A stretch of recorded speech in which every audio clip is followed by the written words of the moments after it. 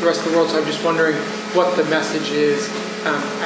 Jake was just asked about this to allies here about what these ongoing negotiations are, and also what the what the end result is. Look, this is a country that does not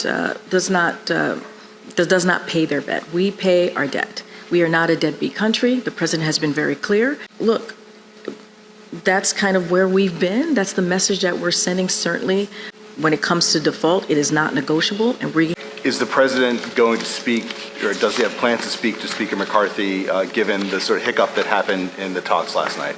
So look, I'm going to start with your last question first. Just to give a little bit of color, the president was updated by his team last night.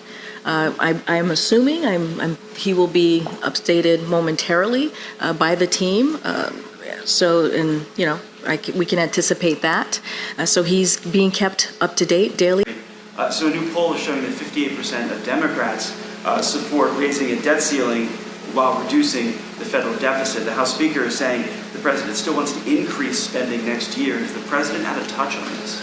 No, the president's not out of touch at all. I just laid out at the top what the president's budget looks like. It looks like decreasing the deficit by another $1 trillion over a decade.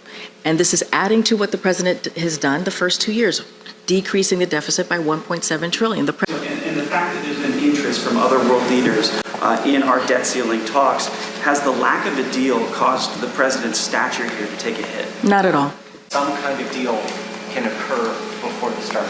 So look, the president is confident that there's a path forward. If both sides come in good faith, he believes that we can get this done. And look, these are how negotiations work, right? It's a little bit of give and take. And so, look, we're confident, we're optimistic. Transparency on those differences? So look, I mean, we've been very clear. We've laid out what our budget is. The president has been very focused on continuing to cut the deficit. Remember, the first 2 years, we've talked about it, $1.7 trillion. The president wants to build on that. There's a $3 trillion over 10 years. And so we've been very clear. And both sides come in good faith. Should we conclude from that right now the White House does not believe Republicans are negotiating in good faith? So I think what's important is that there was conversations that just concluded. But we are optimistic. I don't want to take that off the table. We are indeed optimistic. We think and we believe that there is a path forward. Can you explain the White House position about what happened in the past 24 hours? My understanding, just less than half a day ago, was that the president was optimistic that there was going to be movement towards a deal half a world away.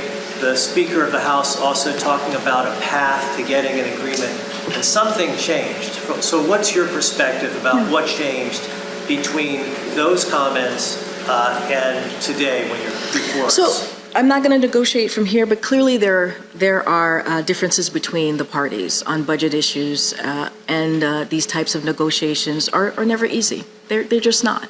When it comes to negotiations, they're just not easy. And so, look, the